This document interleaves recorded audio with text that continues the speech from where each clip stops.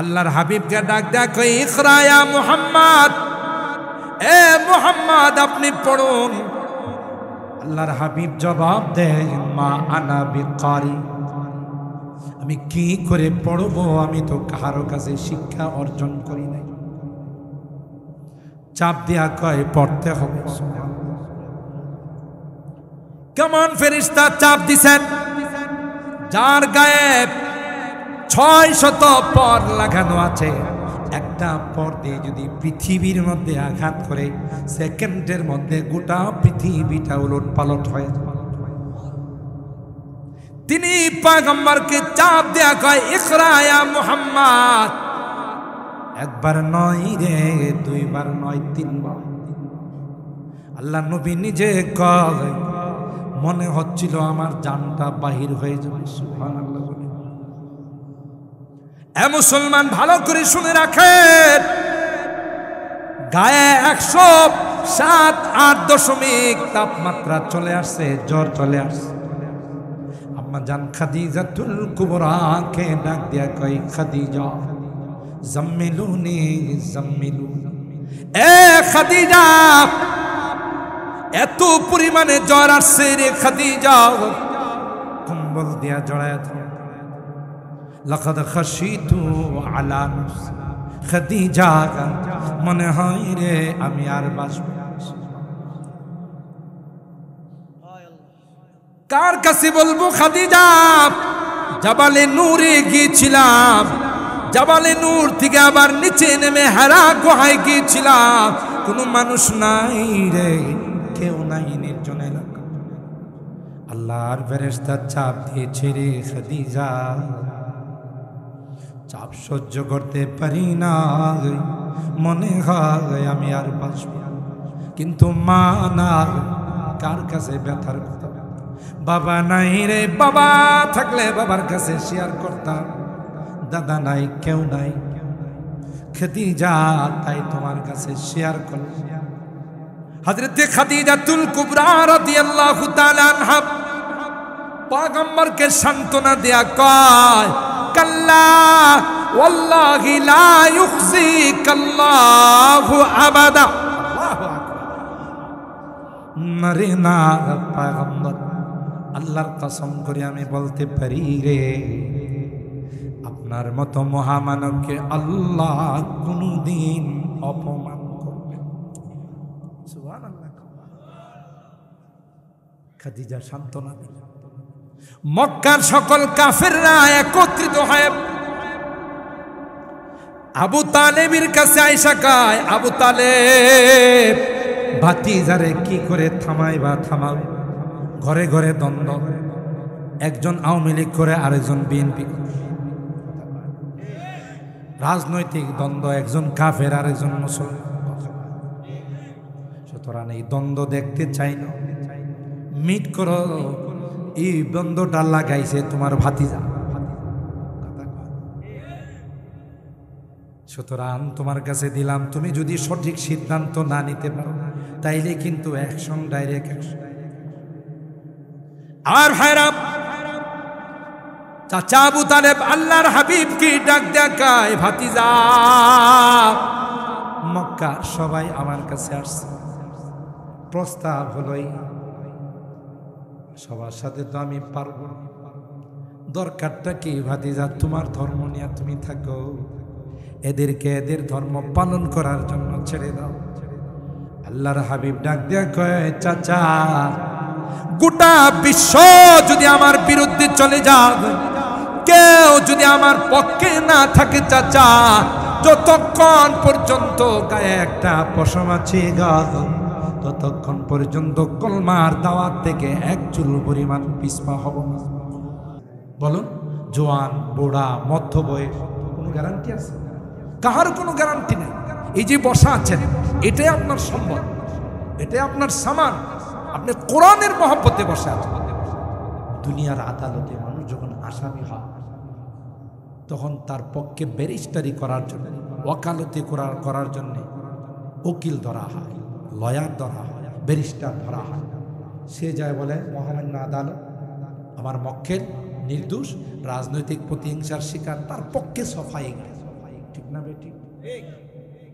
আল্লাহ তো একটা আদালত কায়েম করে বলে, কোরআনে আছে না নেই? وَنَضَعُ الْمَوَازِينَ الْقِسْطَ لِيَوْمِ الْقِيَامَةِ فَلَا تُظْلَمُ نَفْسٌ شَيْئًا وَإِنْ كَانَ مِثْقَالَ حَبَّةٍ مِّنْ خَرْدَلٍ أَتَيْنَا بِهَا وَكَفَى بِنَا حَاسِبِينَ। আল্লাহ বলেন কিয়ামতের কঠিন ময়দানে ইনসাফের আদালত কায়েম করব, যেখানে কোনো রকমের বেইনসাফি হবে না, দুই নাম্বারি হবে না। এ দুনিয়ার মানুষ, তোমরা যখন আদালত বানাও, নির্দোষ মানুষকে তোমরা ফাঁসির কাস্তে ঝুলাও, কথা বলেন ঠিক কিনা? রাজনৈতিক প্রতিহিংসার শিকার হইয়া বহু মানুষকে তোমরা ফাঁসির কাস্তে ঝুলাইছো। বিচারকদেরকে সাংবাদিকরা প্রশ্ন করে, কোন আইনের কোন লয়ের ভিত্তিতে আপনি তাকে ফাঁসি দিলেন? বিচারক ডাক দিয়া কয়, উপরের নির্দেশ। কথা কয় না? তাতে বোঝা গেল তাও বিচারকের উপরেও চাপ আছে, কারণ সেও জানে আমি যে এই জায়গাতে আসছি বিভিন্ন লবিং করে আসছি। কথা কন? আল্লাহ কোরআনুল কারীমের শুরুতেই, সূরাতুল ফাতিহার শুরুতে আল্লাহ কয়, মালিকি ইয়াউমিদ্দিন।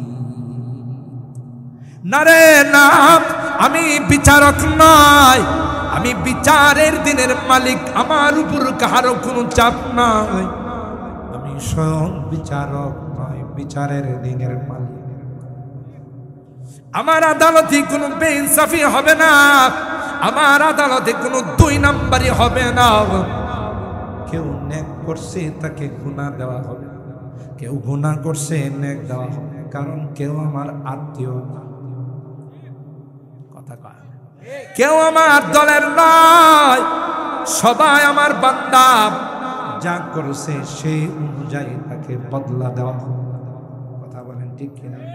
আল-ইয়াউমা তুজজা কুল্লু নাফসিন বিমা কাসাবাত লা যুলমান ইয়াউম।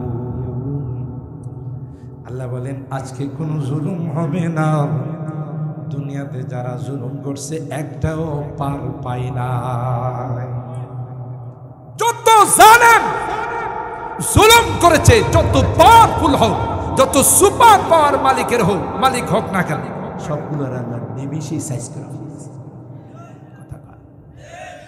ফেরাউনের সময় ফেরাউন কম পাওয়ারফুল ছিল, কথা কয় না? কিন্তু আল্লাহ সাগরে ডুবাইয়া মারছে, পেটটারে ডুল বানায় ফেলেছে। হারামজাদা নমরুদ কম পাওয়ারফুল ছিল, কথা কয়। ইব্রাহিম খলিলুল্লাহ তাকে আল্লাহর একত্ববাদের দাওয়াত দিতে গেছে। এ বদমাশে কয় কি, তোমার রব কেডা? আমার রব রব্বি আল্লাযী ইউহয়ী ওয়া ইউমীত, যিনি হায়াত মওতের মালিক। কয় এটা তো আমিও পারি। হ্যাঁ বলে এটা পারি।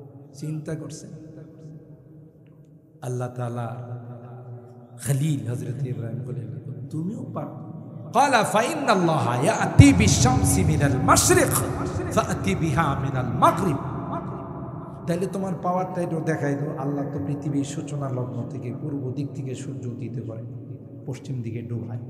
তুমি বেড়া হইলে উল্টাটা করে দাও। পায়জামা ঠান্ডা আছে না গরম হয়েছে? হের পায়জামা এমন গরম হয়েছে, কিচ্ছু পারে না। কইতেছে যে কিন কর্তব্য বিমূঢ়। আর মানুষের একটা স্বভাব হইল যুক্তি তর্ক দিয়া না পারলে কিরে হাত থাকতে মুখে আবার কথা কিসে। এরকমের লোক সমাজে আছে না নাই? এই জাতীয় স্বভাব যাদের আছে, মনে করবেন এদের রক্তের মধ্যে নমরুদার রক্ত ঢুকে গেছে। আর ক্ষমতা টিকে রাখার জন্য যারা মানুষ হত্যা করে, তাদের রক্তের মধ্যে ফেরাউনের রক্ত ঢুকে আছে। এটা কোরআনের। ফেরাউনের যখন বলল বনি ইসরায়েলের একটা সন্তান আপনার ক্ষমতা নিয়ে যাব, ফেরাউন কোথায় আমার ক্ষমতা নিয়ে যাব? মার, যত বনি ইসরায়েলের সন্তান আসবে ইউযাব্বিহুনা আবনাআহুম ওয়া ইস্তাহয়ুনা নিসাআহুম, মার। কথা বলেন ঠিক কিনা? মায়েরা লাভ হইল করতে যার জন্য মারছে হ্যাঁ কুলে ওইটা দাড়ি ধরে এমন থাফরা দিছে, কথা কয় না, কই পরে পারে না না পারে এখনই প্রতিশোধ নিয়ে আনি। কথা বলেন ঠিক কিনা? আল্লাহ যদি কাউকে সহযোগিতা করে কেউ পারে। ঠিক মক্কার আবু জাহেলের গোষ্ঠীরা যখন দেখে দলে দলে মানুষ আল্লাহর নবীর আখলাক আর চরিত্র দেখে মুসলমান হয়ে যাচ্ছে, তখন এরা সিদ্ধান্ত নিল আবু জাহেলের নেতৃত্বে না, এই নরমে আর কাম হইব না, সবাই মিলে মুহাম্মদের হত্যা করতে। দেখছেন নি কারবারটা? এটি সব এক রক্তের, সব কি এক রক্তের, অথচ তাদের জানা নেই যে মুহাম্মদের দায়িত্ব কে নিছে। যা চেহারা মুবারক দেখে দূরের থেকে মানুষগুলো আইসা কয় লাইসাল ওয়াজহু হাদাল ওয়াজহু লাইসা বিওয়াজহিন কাদ্দাব, এটা কোনো মিথ্যুক মানুষের চেহারা হতে পারে। ঠিক কিনা বলে?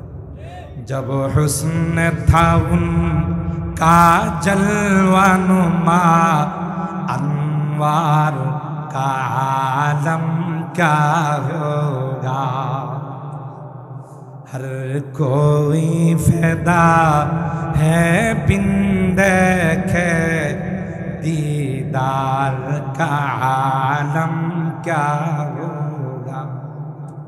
अरे ना देखे যারা আমরা আল্লাহ নবীকে দেখি নাই, সারাক্ষণ দিল কান্দে যদি নবীর স্বপ্ন একটু দেখতাম। কথা বল, যে নবীর চরিত্রের মধ্যে যদি কেউ আঘাত করে, ব্যঙ্গ করে, কটূক্তি করে, লক্ষ লক্ষ যুবক দাঁড়িয়ে যা তার বুকের তাজা রক্ত বিলিয়ে দেওয়া যাবে। কথা বলেন ঠিক কিনা? অথচ নবীর মহব্বত আর ভালোবাসা অন্তরের মধ্যে কি পরিমাণ ঢুকছে, সুবহানাল্লাহ বলেন। আর যারা দেখছে তাদের কলিজার অবস্থা কি ছিল, সুবহানাল্লাহ। हर कोई फैदा है बिन देखे दीदार का आलम क्या होगा। जिस वक्त में थे खिदमत में उनकी अबू बकर उमर उस्मान आली, যার খেদমতে খলিফাতুল মুসলিমিন হযরত আবু বকর সিদ্দিক রাদিয়াল্লাহু তাআলা জীবনটা কাটাইতেছেন। সুবহানাল্লাহ। আল্লাহর হাবিব বলেন, আবু বকর রেডি থাইকো, যে কোনো সময় হিজরতের অর্ডার হতে পারে রে আবু বকর। অর্ডার হলে তোমাকে নিয়ে হিজরত করব। আবু বকর ওই দিন থেকে আর রাত্রে কোনোদিন ঘুমায়। আল্লাহর হাবিব হুজরা মুবারকে বসে তিলাওয়াত করতেছিলেন। মক্কার কাফেররা চতুর্দিকে ঘেরাও করে ফেল। জিবরাইল কার ও পয়গম্বর বাহিরের গিয়ে কোনো খবর রাখে না রে ভাই জিবরাইল, কিসের খবর? ও চতুর্দিকে আপনাকে হত্যা করার জন্য ঘেরাও করে তলোয়ার নিয়ে দাঁড়িয়ে আছে। আল্লাহ পাক আমাকে পাঠাইছেন গো, দেরি না এক্ষুনি আপনাকে বাহির হয়ে চলে যাই। এ ভাই জিবরাইল, কি করে যাব? চতুর্দিকে তলোয়ার নিয়ে পজিশন নিয়ে দাঁড়িয়ে আছে। মুষ্টির মধ্যে ভালো নিবেন আর শুধু শাহাতিল ওযু বলে আপনি ফুৎকার মারবেন, চতুর্দিকে আল্লাহ তাদের চোখের মধ্যে পৌঁছাই দিন। তারিখের কিতাবের মধ্যে আসে আল্লাহর পয়গম্বর এক মুষ্টি বালু নিয়ে শুধু বলেছিলেন শাহাতিল ওযু। আল্লাহর কসম, তারিখের কিতাব খুলে দেখুন, ওই বালুগুলো আল্লাহ পাক মুশরিকদের চোখের মধ্যে পৌঁছে দিন। একদিকে ফুৎকার মেরেছেন, চতুর্দিকে কে পৌঁছাই দিয়েছেন? আর একটু জোরে বল। শুধু তাই নয়, বালু জুড়ে মরিচ যেমন চোখে লাগলে চোখ জ্বলতে থাকে। আল্লাহ পাক ওই বালুর মধ্যে এমন অ্যাকশন দিলেন যে অ্যাকশনের কারণে চোখে লাগার সাথে সাথে চোখগুলো জ্বলতে শুরু করবে। দুই হাত দিয়ে চোখ কসলায়, চোখ দিয়ে পানি পড়ে, তলোয়ার হাতে না মাটি আস্তে কর। আল্লাহর পয়গম্বর ধাক্কা দিয়ে বের হয়ে চলে গেল। আল্লাহ পাক সূরা আনফালের মধ্যে কয়, ওয়ামা রামাইতা ইয রামাইতা ওয়ালাকিন্নাল্লাহ রামা। এ নবী, আপনি তো শুধু একদিকে ফুৎকার দিয়েছিলেন, চতুর্দিকে কেউ পৌঁছায় না, আল্লাহ পৌঁছাই দিয়েছে। জোরে কোন দায়িত্ব নিছেন কে? আল্লাহর হাবিব হুজরা মুবারক থেকে বের হয়ে সুজা মসজিদে আবু বকর, যারা হজ উমরা করেছে, হারাম শরীফের সাথে লাগা হলা মসজিদে আবু বকর, ওখানে হযরতে আবু বকরের বাড়ি। আস্তে করে নিশিরাত্রে পয়গম্বর গিয়া কইয়া আবা বকর, ছোট্ট করে পয়গম্বর আবু বকরকে ডাক দিতে দেরি হয়। আবু বকর সাথে সাথে বলেন লাব্বাইক ইয়া রাসূলুল্লাহ ওয়া সাদাইক ইয়া রাসূলুল্লাহ। আল্লাহর নবী অবাক হয়ে বললেন, আবু বকর দেখ শুনি রাত কয়টা বাজে? এ আবু বকর, এত রাত তুমি কি ঘুমাও না? আবু বকর বলেন, আল্লাহর কসম গো, যেদিন আপনি আমাকে ইশারা দিয়েছেন, আবু বকর রে সজাগ থাইকো, তোমাকে নিয়ে আমি হিজরতে যাব। আল্লাহর কসম, ওই দিন থেকে আবু বকরের পিঠটা কোনোদিন বিছনাই লাগে। আর আস্তে সুবহানাল্লাহ। दुनिया ये सदाकत में तेरा नाम रहेगा, दुनिया ये सदाकत में तेरा नाम रहेगा, सिद्दीक तेरा नाम से इस्लाम फैलेगा। ऐसे इस्लाम आशा नहीं। दुनिया ये अदालत में तेरा नाम रहेगा, फारूक तेरा नाम से इस्लाम फैलेगा। दुनिया ये सखावत में तेरा नाम रहेगा, दुनिया ये सखावत में तेरा नाम रहेगा, उस्मान तेरा नाम से इस्लाम फैलेगा। दुनिया ये शुजाअत में तेरा नाम रहेगा, दुनिया ये शुजाअत में तेरा नाम रहेगा, हैदर तेरा नाम से इस्लाम फैलेगा। दुनिया ये सियासत में तेरा नाम रहेगा, दुनिया ये सियासत में तेरा नाम रहेगा, मुआविया तेरा नाम से इस्लाम फैलेगा। सुभान अल्लाह। बुखारी शरीफের হাদিসের মধ্যে আসে, উহুদের যুদ্ধে রহমতে আলমের উপর বৃষ্টির মতো তীর আসতেছে। আল্লাহু আকবার। তাফসীরে রুহুল মাআনির মধ্যে, তাফসীরে রুহুল বায়ানের মধ্যে মুফাসসির লিখেন, যখন আল্লাহর হাবিবের শরীর মুবারক থেকে রক্ত বের হয়, এই রক্তটা যদি জমিনের মধ্যে পড়ে যায়, আল্লাহর কসম রে, কিয়ামত পর্যন্ত এই জমিনে কোনো গাছ গাছালিও দিত হবে।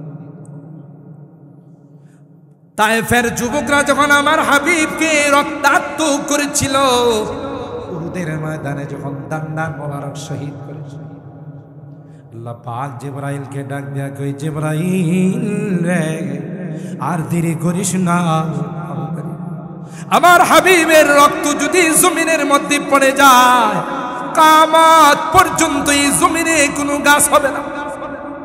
যা যা গিয়ে আমার হাবিবের রক্তটাকে আকাশের মধ্যে উড়িয়ে। কথা বলেন ঠিক না বেটি? कर दिया जंगे उहद में मुस्तफा दंदा शहीद, कर दिया जंगे उहद में मुस्तफा दंदा शहीद, ये शरीयत ये तरीक़त हमको मिलने के लिए। আমাদের জন্য কথা বলেন ঠিক না? হযরত আবু তালহা কা ফিদা কা বি ওয়া উম্মি লা তুশরিফ, ও পয়গম্বর আপনার উপর আমার মা বাবা কুরবান। আপনি মাথা মোবারক উঠাবেন, বৃষ্টির মতো কাফেরদের তীর আসতেছে। হযরতে আবু তালহা আল্লাহর পয়গম্বরের সিনা মোবারককে তার সিনার সঙ্গে জড়াইয়া কয় নাহারি দুনা নাহারি কা ইয়া রাসূলুল্লাহ, এ পয়গম্বর তালহার সিনাটা আপনার সিনার সঙ্গে লাগা, তীর আসবে গো তালহার গায়ে, আপনার গায়ে একটা তীর তালহার গায়ে যতক্ষণ এক ফোঁটা রক্ত আছে পড়তে দেব। আল্লাহু আকবার। নাহারি দুনা নাহারি কা ইয়া রাসূলুল্লাহ। এই ছিল সাহাবায়ে কেরাম যারা নিজের জান কুরবান করে দিয়েছেন, নিজের জীবন বিসর্জন করে দিয়েছেন। আর আমরা সেই নবীর রেখে যাওয়া আদর্শ, সেই নবীর রেখে যাওয়া তার কোরআন, আমরা যদি কোনো কারণে এটাকে হারিয়ে ফেলি, আমাদের কাছ থেকে যদি সে বিলে চলে যায়, কি জবাব দেব আমরা আল্লাহর দরবারে? কথা বলেন ঠিক কি? যে নবী শফিউল মুজনিবিন, শাফাআতে কুবরা যিনি পাবেন, সেই নবী কোরআনের পক্ষে যারা থাকবে না তাদের বিরুদ্ধে হাযাল কুরআন মাহজুরা, কি হবে অবস্থা? চিন্তা করা দরকার। কিছুই যাবে না, চাকরি বাকরি টাকা পয়সা বিল্ডিং কিছুই যাবে না, এই কোরআনের মহব্বত কবরে যাবে। মনে আছে আল্লাহর আদালতে ব্যারিস্টারের দরকার আছে, মনে আছে কি? এই কথার থেকে শুরু করেছি। সুতরাং যে নবীর দরবারের খাদেম ছিল আবু বকর, ফারুক আজম, উসমান ইবনে আফফান, আলী মুর্তজা, শেরে খুদা আলী মুর্তজা, তখনকার সেই দরবারের রৌনকটা কেমন ছিল? সুবহানাল্লাহ। जिस वक्त में थे खिदमत में उनकी अबू बकर उमर उस्मान अली, उस वक्त रसूल अकरम की दरबार का आलम क्या होगा, जब हुस्न था उनका जलवा नुमा अनवार का आलम क्या होगा, हर कोई फैदा है बिन देखे दीदार का आलम क्या होगा। কষ্ট বেশি আবার আমার বদদুয়া দিতেছেন না, এই ফুলাটা বয়াই একটা অঙ্গীকার লয়ে লইছে, এখন যে জাম হইডও পারতেছে। আল্লাহ আমার মুরব্বীরা কইছে এবার শেষে বয়ান করতে আমার আরেক জায়গায় আখিরি মোনাজাত ছিল, ওই বর্ডারে বুঝায়া মানায়া মাগরিবের পর থেকে এখানে বসে রয়েছি, এখানে সব কিছু দেখার জন্য। পরে মাঝখানে হুজুরের কাছ থেকে 1 ঘন্টার ছুটি নিচ্ছে, ওই এখানে কাটা কাটা 1 ঘন্টা করে ওরাও সব স্লোগান দিয়া উঠছে 1 ঘন্টার বয়ান আমাদের চলবে না। আমি যে না চললেও চলবে, কথা বলেন ঠিক কিনা? কারণ আমার মুরব্বীদের প্রাধান্য বেশি, ঠিক কিনা? মুহতারাম হাজিরিন, বলতেছেন যে আবু বকর সিদ্দিক, আবু বকর সিদ্দিকের মতো মানুষ যে দরবারের খাদেম, ওমর ইবনুল খাত্তাব যে দরবারের খাদেম, যে উমর, এক উমর মুসলমান হওয়ার পর কাফেরদের পাতলা পায়খানা শুরু হয়ে গেছে। কথা বলেন ঠিক কিনা? খানায়ে কাবার সামনে গিয়ে উমর পরিষ্কার ঘোষণা দিলেন, কেউ যদি নিজের স্ত্রীকে বিধবা করতে চাও, সন্তানকে যদি এতিম বানাইতে চাও, বাপের বেটা হলে বুকের পাটা থাকে, আসো। উমর মুসলমান, ঠিক না বেটি? আল্লাহর হাবিব কাফেরদেরকে দাওয়াত দিলেন, তোমরা ইসলাম গ্রহণ করো। এই কাফেরের গোষ্ঠীরা এসে কয় পূর্ণিমার চন্দ্ররে 2 টুকরা করে যদি দেখাইতে পারো। আসলে কয় না, দেখতে নারী চলন বাঁকা, নাচতে না জানলে উড়ান বাঁকা। এটি সুন্দর সুন্দর কথা। হ্যাঁ নাচতে জানে না, কয় নাচ মুজে উড়ান দিতে বেয়া হয়েছে। আসলে হ্যাঁ নাচতেই জানে না। কথা বলেন ঠিক কিনা? হেরা আসলে মুসলমান হইব না। এটা খাতাম আল্লাহু আলা কুলুবিহি। আল্লাহ কই নবী এদের পিছনে মেহনত করে লাভ নাই, কামারের দোকানে কোরআন পড়া লাভ নাই।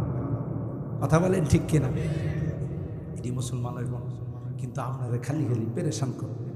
মোহাম্মদ পূর্ণিমার চন্দ্রটাকে যদি 2 টুকরা করে 2টা পাহাড়ে ফেলাই দিতে পারো, তাইলে মনে করবো তুমি আসলে আল্লাহ নবীকে মানবা। যদি করতে পারি, হ্যাঁ মানবো না। মানে আল্লাহর কাছে ফরিয়াদ করলেন, আল্লাহ আপনি একটু কইরা দেন। আল্লাহকে আপনি আমার কাছে চাইবেন, আমি দিব না, এটা হতে পারে। সুবহানাল্লাহ। কা সাআতিশ শাজার নাতাকাল হাজার শুক্কাল কামারু বিইশারাতি।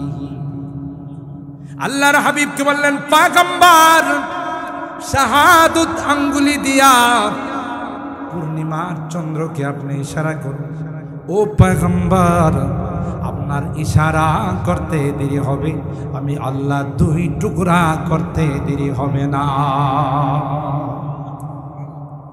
খন্দকের যুদ্ধের মধ্যে পয়গম্বর খন্দক খোঁড়ার জন্য যারা হজ উমরা করতে গিয়েছেন, মদিনার চতুর্দিকে সাহাবায়ে কেরামদেরকে নিয়ে খন্দক খুঁড়তে খুঁড়তে সূর্য মামা বিদায় হয়ে যাইতেছে।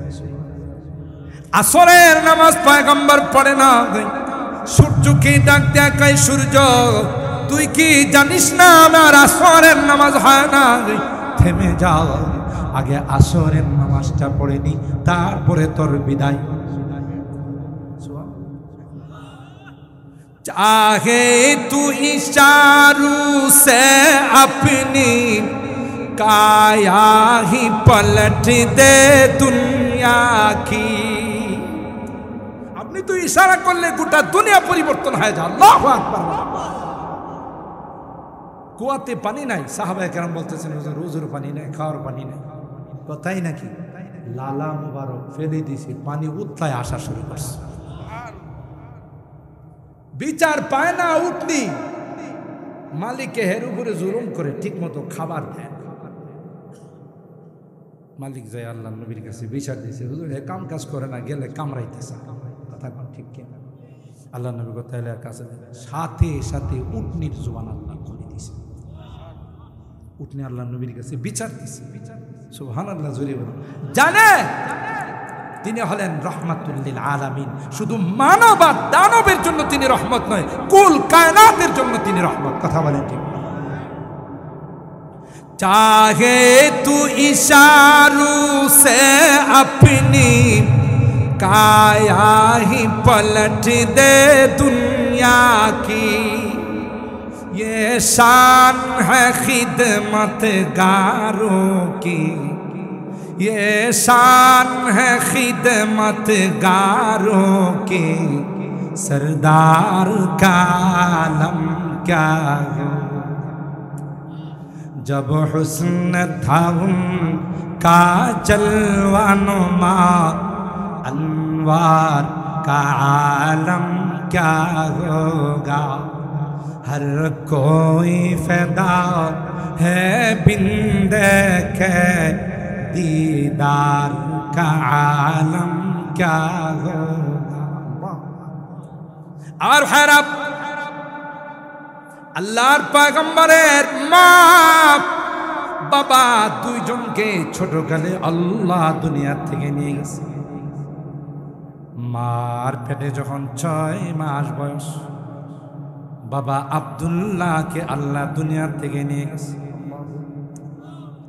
পয়গম্বর দুনিয়াতে আসার পর বাবার আদর পায় না, বাবার মায়াবী চেহারাটা দেখেন। আসার পর পয়গম্বর মার ছায়া তলে, মার আদর যত্নে, মাকে যখন 6 বছর 2 মাস 10 দিন, মাকে ডাক দিয়া কই, মা এ মা, বাবা কেমন রে? বাবাকে দেখলাম না, চলো না বাবার কবরটা একটু জিয়ারত করে আসি। মা আমেনা শ্বশুর আব্বাজান খাজা আব্দুল মুত্তালিবকে কয়, আপনার এই এতিম নাতিটা বাবার কবরটা দেখতে চায়। শ্বশুর আব্বাজান কই, মা রে, কবরটা তো অনেক দূরে, আরওয়া নামক জায়গা, তুমি মেয়ে মানুষ একা যাইবা কেমন? আপনার নাতি তো মানে না। নাতি বারবার, বাবাকে দেখি না, তার কবরটা একটু দেখবে। তারিখের কিতাবের মধ্যে আসে, খাজা আব্দুল মুত্তালিব বললেন, মা একা যেও না, উম্মে আইমান দাসীকে সাথে করে নিয়ে যাও। কারণ সফরের আদব হলো রফিকে সফর, সফরের একজন সঙ্গী থাকা, না হয় পকেট মাইরা মলম পাট্টিরা। এটি যখন আপনার মতো গ্রামগঞ্জের সরল সোজা মানুষদের সোজা পাশের সিটে যায় পয়সা, চাচা আপনার চেহারাটা আমার আব্বার চেহারা। দুষ্টু লোকে এই জন্য বাসে লেখা থাকে অপরিচিত লোক থেকে সাবধান, কথা হয় না, এগুলো বাসে লেখা থাকে যে অপরিচিত লোক থেকে সাবধান। হয়ে গিয়া পড়ছে পয়সা, আর গ্রামগঞ্জে সরল মানুষ তো একেবারে অভিজ্ঞ, আপনার চেহারাটা আমার আব্বার চেহারা। ও বাবা, মানুষের একটু মানুষ তো থাকে, আপনি আমার আব্বা, কথা কয়। আরে বেটারও মন গল্লা গেছে, আর হে তো অস্ত্র লইয়ে গেছে পানের মধ্যে মাল ঢুকায়া। দেখছে চাচা আপনি মনে হয় পান টান মাঝে মধ্যে খায়, আপনি যদি মনে কিছু না করেন আপনার ছেলের মতো একটা পান দিই, এই কিন্তু অস্ত্র প্রয়োগ করা শুরু করছে। আর হেও সরল মানুষ দিকে একা তো সিটের মধ্যে বৈশা চিন্তা করছে, একটা পান খাইতে গেলে 5 টাকা লাগে, 5টা টিয়া তো 5 টাকা, কথা পায় না। এই 5 টাকা বাঁচানোর জন্য হে খাইছে পান, এই পান খাইছে বলে তো চাচার আর খবর নাই, কথা পায় না।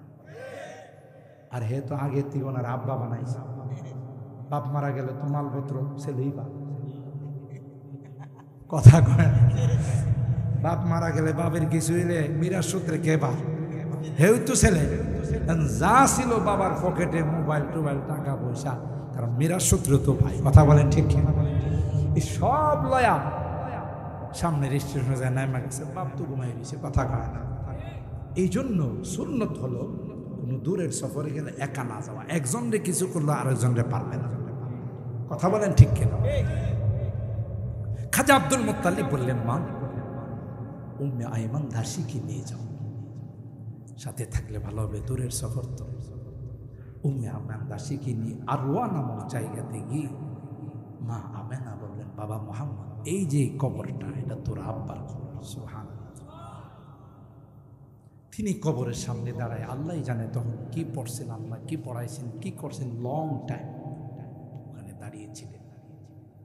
এই দিক দিয়ে যে আল্লাহর কুদরতি কারিশমা শুরু হয়ে যাবে, বাবার কাছে গিয়ে যে মাকেও হারাবে, এটা আল্লাহ জানে। সুবহানাল্লাহ। মার গায়ে জ্বর চলে আসছে, ইতিহাসের পাতা খুলতে একটা পর্যায়ে মা শুয়ে গেছে, বসে থাকতে পারে, মার মনে বাড়ি দিছে, এটা বোধ আমার শেষ। আল্লাহু আকবার বলেন, আল্লাহু আকবার। আর আল্লাহর কুদরতি কারিশমা হলো, এককভাবে আমার নবীর লালন পালনের দায়িত্ব কাউকে দেব না, আমি আল্লাহ নেব। সুবহানাল্লাহ, জুরি করবেন। কুদরতি কারিশমা দেখে আল্লাহর হাবিব ওখান থেকে এসে বারবার মাকে ডাক দেয়া, কয় মা চলো না আমরা মক্কায় যাই। মা যখন শেষ নিঃশ্বাস ত্যাগ করে উম্মে আইমানকে ডাক দেয়া, উম্মে আইমান রে, আমার আর মক্কায় যাওয়া হবে না, আমার শিশু মুহাম্মদ, এতিম মুহাম্মদ কি তোর কাছে আমানত দিয়ে গেলাম, তুই সুন্দর করে আমার এতিম মুহাম্মদকে শ্বশুর আব্বা জানের কাছে দিয়ে দি, আর আমার সালাম জানাবি রে, আর বলবে বৌমা তোমাকে সালাম জানাইছে, তোমার ছেলের কাছে রয়ে গেছে, তিনি আর আসবে না। এ মুসলমান, মার পরে দাদা কিছুদিন লালন পালন করলেন, দাদাও চলে গেল, চাচার কাছে দিয়ে গেল।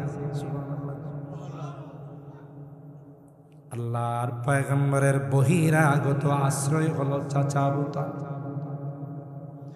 আর ভিতরগত আশ্রয় হলো আম্মা জান খাদিজাতুল কুবরা রাদিয়াল্লাহু তাআলা। মনের দুঃখ যখন হয় হেরা গুহায় হযরতে জিবরাইলের সঙ্গে দেখা, জিবরাইল আয়াত নিয়ে নাযিল হয়েছে। আল্লাহর হাবিবকে ডাক দেয়া কই, ইকরা ইয়া মুহাম্মদ, এ মুহাম্মদ আপনি পড়ুন। আল্লাহর হাবিব জবাব দেন, মা আনা বিকারি, আমি কি করে পড়বো, আমি তো কারো কাছে শিক্ষা অর্জন করি নাই। চাপ দিয়া কয় পড়তে হবে। কেমন ফেরেশতা চাপ দিছেন, যার গায়ে 600 পর লাগানো আছে, একটা পর দিয়ে যদি পৃথিবীর মধ্যে আঘাত করে সেকেন্ডের মধ্যে গোটা পৃথিবীটা উলট পালট হয়ে যায়। তিনি পয়গম্বরকে চাপ দেয়া কয়, ইকরা ইয়া মুহাম্মদ। একবার নয় রে, দুইবার নয়, তিনবার। আল্লাহ নবী নিজে কয়, মনে হচ্ছিল আমার জানটা বাহির হয়ে যাবে। সুবহানাল্লাহ। এ মুসলমান, ভালো করে শুনে রাখেন, গায়ে 107-8 তাপমাত্রা চলে আসছে, জ্বর চলে আসছে। আম্মা জান খাদিজাতুল কুবরাকে ডাক দিয়া কই, খাদিজা জাম্মিলুনি জাম্মিলুনি। এ খাদিজা, এত পরিমাণে জ্বর আসছে রে খাদিজা, কম্বল দিয়া জড়ায় ধর। লাকাদ খাশিতু আলা নাফসি, খাদিজা মনে হয় রে আমি আর বাঁচব। কার কাছে বলবো খাদিজা? জাবালে নূরে গিয়েছিলাম, জাবালে নূর থেকে আবার নিচে নেমে হেরা গুহায় গিয়েছিলাম, কোনো মানুষ নাই রে, কেউ নাই, নির্জন এলাকা। আল্লাহর ফেরেশতা চাপ দিয়েছে রে খাদিজা, চাপ সহ্য করতে পারি না, মনে হয় আমি আর বাঁচব। কিন্তু মা না, কার কাছে ব্যথার কথা? বাবা নাই রে, বাবা থাকলে বাবার কাছে শেয়ার করতাম, দাদা নাই, কেউ নাই। খাদিজা তাই তোমার কাছে শেয়ার করলাম। হযরতে খাদিজাতুল কুবরা রাদিয়াল্লাহু তাআলা আনহা পয়গম্বরকে সান্ত্বনা দেয়া কয়, কাল্লা ওয়াল্লাহি লা ইউখজিকাল্লাহু আবাদা। আল্লাহু আকবার। নারে না পয়গম্বর, আল্লাহর কসম করে আমি বলতে পারি রে, আপনার মতো মহামানবকে আল্লাহ কোনদিন অপমান করবেন। সুবহানাল্লাহ। খাদিজা সান্ত্বনা দিল। মক্কার সকল কাফেররা একত্রিত হয়ে আবু তালেবের কাছে আয়েশা কয়, আবু তালেব ভাতিজারে কি করে থামাইবা থামাও। ঘরে ঘরে দ্বন্দ্ব, একজন আওয়ামী লীগ করে আরেকজন বিএনপি, রাজনৈতিক দ্বন্দ্ব, একজন কাফের আরেকজন মুসলমান। সুতরাং এই দ্বন্দ্ব দেখতে চাই না, মিট করো। এই দ্বন্দ্বটা লাগাইছে তোমার ভাতিজা, সুতরাং তোমার কাছে দিলাম, তুমি যদি সঠিক সিদ্ধান্ত না নিতে পারো তাইলে কিন্তু অ্যাকশন, ডাইরেক্ট অ্যাকশন। আর ভাইরা, চাচা আবু তালেব আল্লাহর হাবিব কি ডাক দেখায়, ভাতিজা মক্কা সবাই আমার কাছে আসছে, প্রস্তাব হলোই সবার সাথে তো আমি পারবো না, দরকারটা কি ভাতিজা, তোমার ধর্ম নিয়ে তুমি থাকো, এদেরকে এদের ধর্ম পালন করার জন্য ছেড়ে দাও। আল্লাহর হাবিব ডাক দেয়া কয়, চাচা গোটা বিশ্ব যদি আমার বিরুদ্ধে চলে যাবে, কেউ যদি আমার পক্ষে না থাকে চাচা, যতক্ষণ পর্যন্ত গায়ে একটা পশম আছে ততক্ষণ পর্যন্ত কলমার দাওয়াত থেকে এক চুল পরিমাণ পিছপা হব না। আর জোরে আল্লাহু আকবার বলে। চাচা কিন্তু কাফের, কিন্তু ভাতিজাকে কি সাহস দিয়েছে, ওয়াল্লাহি লা ইয়াসিলু ইলাইকা বিজামইহিম, ওয়াল্লাহি লা ইয়াসিলু ইলাইকা বিজামইহিম হাত্তা উসিদা বিতুরাবি দাফিনা। ভাতিজা শোনো, আমি কুরাইশের সন্তান, হাশেম গোত্রের সন্তান। সুবহানাল্লাহ বলেন। আল্লাহর কসম করে বললাম, গোটা বিশ্ব যদি একত্রিত হয়, গোটা মক্কার শক্তি যদি একত্রিত হয় তোমাকে কিছু করার জন্য আসে, আর আমি আবু তালেব বেঁচে যদি থাকি, আমার গায়ে একটা পশম থাকে, একটা বাপের বেটাও তোমার গায়ে হাত দিতে পারে না। তখনকার সময়, বিপদের সময় এই জাতীয় সাহসী কথাবার্তা বলা, নাকি চারটিখানি কথা বলছে। এদিক দিয়া বাহিরে ট্যাকেল দিয়েছেন চাচা, আর ভিতরে সান্ত্বনা দিয়েছেন আম্মাজান খাদিজা। আল্লাহ তাআলা কুদরতি কারিশমা একই বছর দুইজনকে নিয়ে গেছেন। সুবহানাল্লাহ বলে। এটাকে আমুল হুজুন বলে তারিখের ভাষায়, যে পেরেশানির বছর।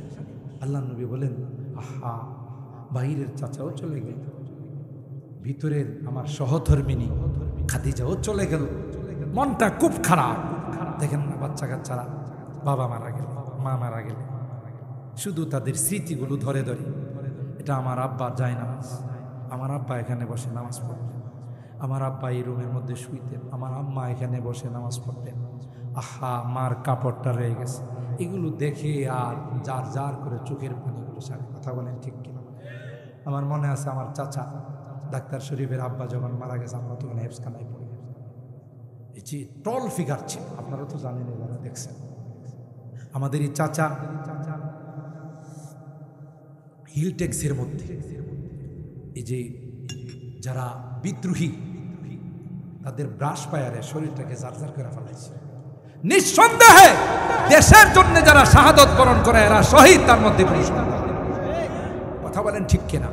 কারণ এরা দেশের জন্য নিজের ব্যক্তিগত জমি, হিলটেক্সের মতো বিদ্রোহীদের সাথে যুদ্ধ করে তিনি শাহাদত বরণ করেন। তখন এরা দুইজনই ছোট, শরীফ আরিফ, এরা ছোট। এদের কান্না, মুরব্বীরা তাদেরকে ধরে ধরে থামাইছে, দেখো দেশের জন্য গৌরব। সব বিশাল সেনাবাহিনীর বহর আসছে, সেনাবাহিনী বহর আসছে, সাতিয়ান গ্রাম কালো হয়ে গেছে। তাকে সম্মাননা দেওয়ার জন্য, গার্ড অব অনার দেওয়ার জন্য, একজন সৈনিক, সাহসী সৈনিক। আজকেও বর্তমান বিশ্ব, বাংলাদেশের সৈনিকরা বিশ্বের যেখানেই শান্তি মিশনে যায়, এরা সবচাইতে বেশি সুনাম করে। কথা বলেন ঠিক কিনা? আপনারা রাজনীতি মনে করেন না। এই যে আমার দেশের যে বর্ডার গার্ড ছিল, তখন ছিল বিডিআর, এখন হলো বিজেপি। ভারত যে আমাদের কত বড় বন্ধু, একটু টাচ দিতেছি বুঝার জন্য, রাগ করেন না কেউ। আমি ওই দিন গোপালগঞ্জও বলে আসছি। আমার গোপালগঞ্জে এখনো এ পর্যন্ত 4-5টা 8-10টা মাহফিল আমার অনেকে নিষেধ করছে, গোপালগঞ্জে যায় না। গোপালগঞ্জের সবাই কি খারাপ, কথা কয় না। গোপালগঞ্জে অনেক ভালো মানুষ আছে, যারা কট্টর ছিল তাদের হিসাব ভিন্ন। গোপালগঞ্জের বিশাল বিশাল মাহফিল আমি কথাগুলো বলে আসছি, যে বুঝেন যে ভারত আমাদের বন্ধু ছিল না, শত্রু ছিল।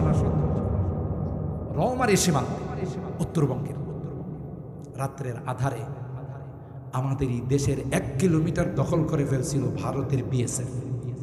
ভারতের বর্ডার রক্ষীকে বলা হয় বিএসএফ। মাঝে মধ্যে আখাউড়া সীমান্তে যায়, আসরের সময় একটা মহড়া হয়। আমি নিজে গেছি, একবার শোনার পরে গেছি। ওরা আমাদের দেশের বিডিআর যারা, এরা খুব সম্মান করছে। সামনের চেয়ারটা নিয়ে আমারে বসাইছে, কয় অনেকে হুজুর আপনার বয়ান তো মোবাইলে শুনি। ভালোই তুইছে, কাম হয়েছে। যখন ইয়া চলছিল, আরে ইমার্জেন্সি চলছিল না দেশে, সামরিক আইন, তখন আমি এক মাহফিল করে আসতেছিলাম মিরপুর ক্যান্টনমেন্টের দিকে। আইসা দেখি ক্যান্টনমেন্টের সব রাস্তা বন্ধ করে দিছে, সব গাড়ি লাইন ধরে। এখন আমার যদি ঘুরে আসতে হয়, সেই আবার উত্তরা দিয়ে যাইতে। তো আমি চিন্তা করলাম যে একটু থামি, আমার গাইডারে বললাম সাইড করে একটু নয়। যখন গেটের মধ্যে, চেকপোস্টের মধ্যে গেছে, আমি একটু নামলাম। এমনি 2জন সৈনিক দূরে আইসা কই, হুজুর আপনি? এরা যারা গেটম্যান সিকিউরিটি গার্ড, এরা বলতেছে হুজুর আমি আপনি একটা মাহফিলে গেলেন, আপনার বয়ান তো প্রতিদিন আমরা শুনি। আমাকে ভালোই হয়েছে, এখন কামে লাগবে। কারণ সেনাবাহিনী এরা কোনো কথা শুনতে চায় না, কথা বলেন ঠিক কিনা? এরা এদের নিয়মের উপর অটল। তো মেইন যে অফিসার, স্যার অনেক বড় না হুজুর, স্যার আর কারো দেওয়া দরকার নাই, হুজুরি দেয় না। সুবহানাল্লাহ কইবেন না? আমি আমার ড্রাইভারের কই ভালোই তুইছি, নাহলে তো এখানে ঘোরাই দিত আরো 10 কিলো 15 কিলো 20 কিলো ঘুরে আমার যাইতে। কথা বলেন ঠিক কিনা? তা আমার ওখানে দিচ্ছে। আমার ইচ্ছে হলো যে দেখি দুই দেশের যে মহড়া হয় একটু দেখি। আল্লাহর কসম করে বললাম হানিস হবো না। ওই বর্ডারের এই পাশে ওরা নাচে মহড়া দেয়, আর এই পাশে আমাদের বিডিআর জওয়ানরা মহড়া দেয়। আমার বিডিআর জওয়ানদেরকে দেখতে মনে হইতেছে এক একটা সিংহের বাচ্চা। কথা কয় আরে মুসলমানের যে শক্তি, মুসলমানের যে হিম্মত, মুসলমানের যে সাহস, এই হাজার হাজার কাফির একটা মুসলমানের সামনে দাঁড়াইতে পারে। আল্লাহ প্রদত্ত শক্তি, ইমানের শক্তি। কথা বলেন ঠিক কিনা? ওরা করছি কি, ভারত রাষ্ট্রটা তো অনেক ছোট, এটার আমি অজাগ্রা রাষ্ট্র বুঝছেন। আমি তো ইন্ডিয়াতে লেখাপড়া করছি, আমার প্রতি বছরে 30 থেকে 50-40টা দাওয়াত আছে ভারত থেকে, আমি একটাও রাখি না। কারণ আমার প্রায় বয়ানের মধ্যে ভারত বিরোধী বয়ান আছে। আমি জানি যেগুলো নিয়ে আমার কিছু করে ফেলাইতে পারে, খানার মধ্যে বিষ ঢুকাইতে পারে। আমার দরকারটা কি, দেশের প্রোগ্রাম দিয়ে তো আমি কোলাইতে পারি না। ওরা এখানে মরতে যান কথা পায়, কারণ এরা সূক্ষ্ম ষড়যন্ত্র করে, জাতে মালোয়ান ষড়যন্ত্র সূক্ষ্ম। কথা বলেন ঠিক কিনা? আমার অনেক অনুরোধ করে যে হেলিকপ্টার দিয়ে নিয়ে আসবো। আমি হেলিকপ্টার দিয়ে মাইরা ফেলাইলে আমার হেলিকপ্টার রেখে গেল। ভারতের আব্দুল্লাহ নোমান সাহেব আছে, উনি কয়েকটা প্রোগ্রামের জন্য ফোন দিয়েছে। আমি বলছি সরি, আমি ভারতে যাই না, কারণ আমার দেশের প্রেম নিয়ে আমি আলোচনা করি। এখানে দেশপ্রেম নিয়ে আলোচনা করতে গেলে ভারতের বিরুদ্ধে যাবি, কথা কয় না। কারণ ভারত যেই ক্ষতি বাংলাদেশের করেছে, পৃথিবীর কোন রাষ্ট্র সেই ক্ষতি করে না। এবং আর 5টা বৎসর যদি পাইতো ভারত, এটা অঙ্গরাজ্য বানায়। বাঙালি বলে, বাংলাদেশি বলে আমাদের পরিচয় দেওয়ার কোনো অবকাশ থাকে। রাগ করেন না, আগে বলছি যারা রাজনীতি করেন আপনি আপনার রাজনীতি করেন, বাস্তবতা উপলব্ধি করেন। আর কোরআনে বলছে যে অমুসলিম মুসলমানের বন্ধু হতে পারে না। কার কথা মানবেন আপনি? আমার কথা মানবেন না কোরআনের কথা মানবেন? কোরআনের ভক্ত। তো যাই হোক, এরা আমার দেশের উপরে তাদের শকুনের নজর, বদনজর।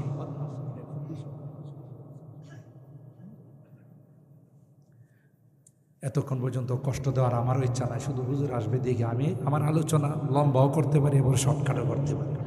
কখনো কখনো আমার আলোচনা আমি 20 মিনিটের মধ্যে শেষ করে দিই, আলহামদুলিল্লাহ। কারণ আমরা লম্বা সম্বা খুতবা পড়ি না, শর্টকাট খুতবা পড়ি, আলোচনা করি।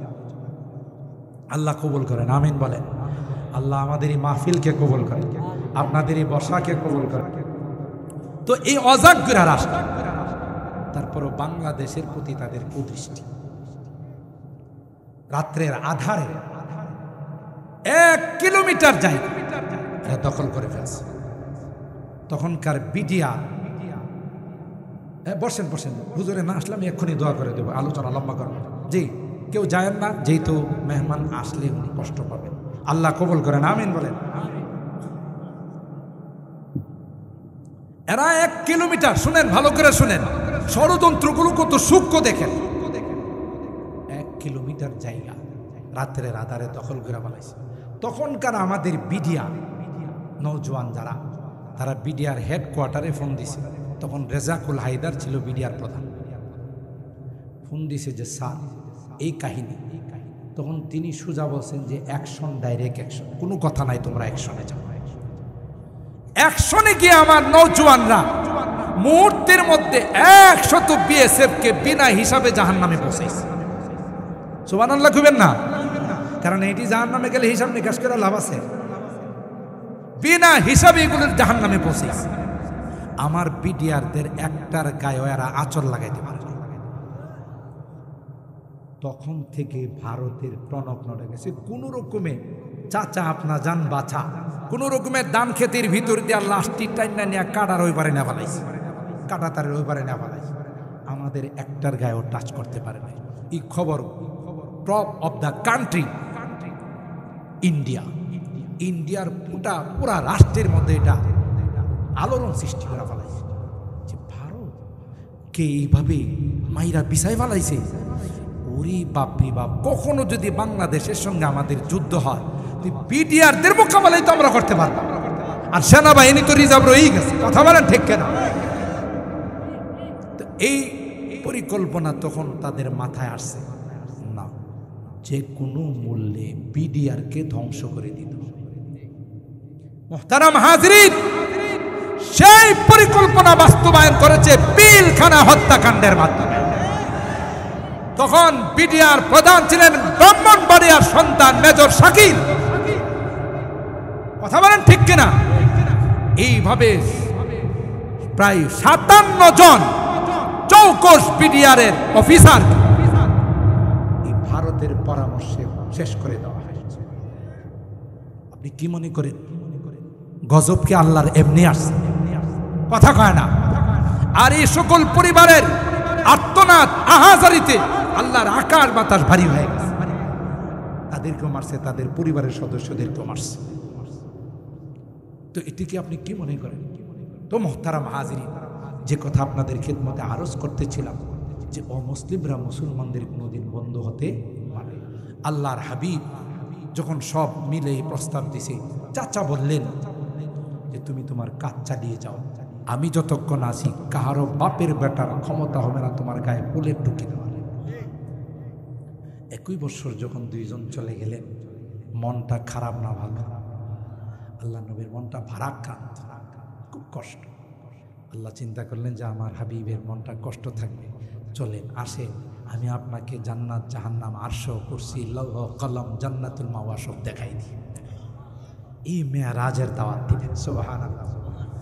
মেরাজ কি সব হক মিলনে ওয়া আরশে মুআল্লা পর পৌঁছে। এমন বাহন দিলেন যে বাহন এক কদম ফালায় তার দৃষ্টি যেখানে শেষ। সুবহানাল্লাহ। ইয়াদাউ হাফিরাহু ইনদা মুনতাহা কদমি, যেখানে কদম শেষ আর দৃষ্টি শক্তি শেষ, এখানে কদম ফালায়। কি স্পিডের চেয়ে! সুবহানাল্লাহ বলেন।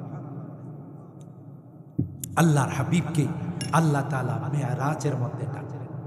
মেরাজ কি সব হক মিলনে ওয়া আরশে মুআল্লা পর পৌঁছে।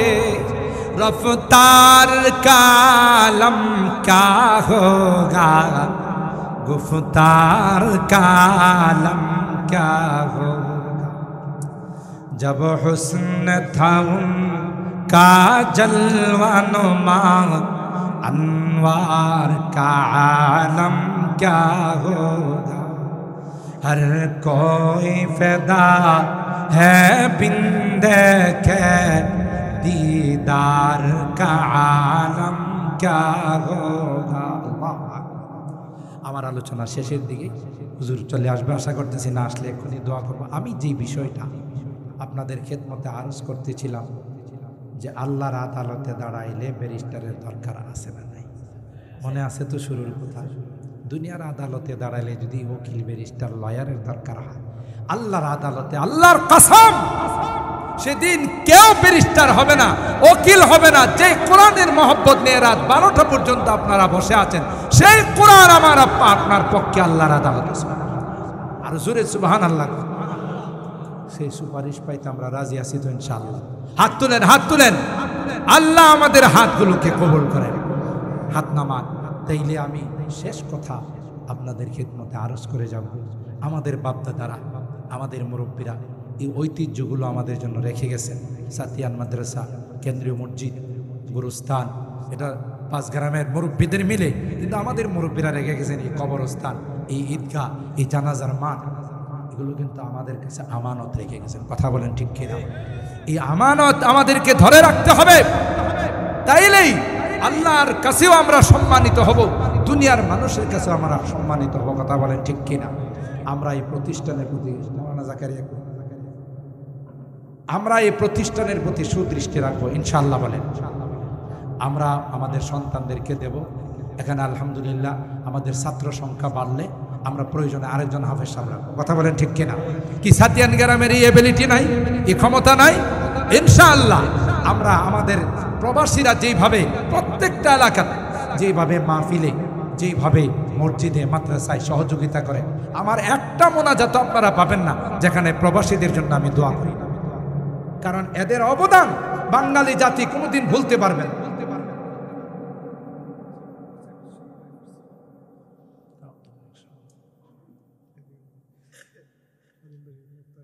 আচ্ছা হুজুর আয়সা পড়তেছে, 10 মিনিট লাগবে। হ্যাঁ, আপনারা কেউ যাবেন না এখন। ওই যে বলছিলাম দোয়ার আগে হুজুর আয়সাতে দোয়া করে দিবে। দোয়ার আগে আজকের এই বরকতময় মাহফিল আর আপনাদের চেহারায় বলে দিচ্ছে যে আপনারা ইখলাসের সাথে এখানে বসে আছেন। আচ্ছা বলেন তো কে আছেন যে হুজুর আমার আব্বা আম্মার নামে আরো কিছু টাকা দিব? টাকা তো আলহামদুলিল্লাহ দাইম হিসাবে হাতে দিয়েছেন। সৌদি প্রবাসী খাদিম বাড়ির মুক্তার 1000 টাকা। মারহাবা বলেন। আল্লাহ তোমার বান্দার দানকে কবুল করে নাও, কোটি টাকার মালিক বানাই দিও, আসমানি জমিনে বিপদ আপদ থেকে হিফাজত করি। এ মালিক কিয়ামতের কঠিন ময়দানে তোমার হাবিবের শাফাত নসিব করে দিও, বলুন আমিন। আর কে আছেন যে এই বরকতময় মাহফিলে 500 টাকা, 1000 টাকা?